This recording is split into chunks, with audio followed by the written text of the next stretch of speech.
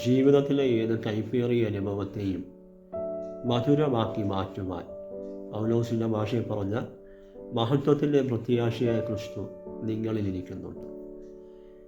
ലോകത്തിലെ എല്ലാ മനുഷ്യരുടെയും പാപങ്ങളെ വഹിച്ച് യേശു ക്രൂശിൽ മരിക്കുമ്പോൾ അനുഭവിക്കാൻ പറ്റുന്ന ഏറ്റവും വലിയ കൈപ്പേറിയ അനുഭവമാണ് യേശുവിന് ലഭിച്ചത്. അത്രയും വേദനയാണ് യേശു സഹിച്ചത്. പക്ഷെ തനിക്കൊരു ഉറപ്പുണ്ട്, ഇത് നാളെ മധുരമായി മാറുമെന്ന്, ഇത് നാളെ അനേകർക്ക് മധുരമായി തീരുമെന്ന്. ഞാനിങ്ങനെ നിങ്ങളോട് കൈമാറട്ടെ, ഇന്ന് ഞാനും നിങ്ങളുമൊക്കെ അനുഭവിക്കുന്ന ഏത് കൈപ്പേറിയ അനുഭവത്തെയും മധുരമാക്കി തീർക്കുവാൻ യേശു നമ്മളിൽ നിൽക്കുന്നുണ്ട്.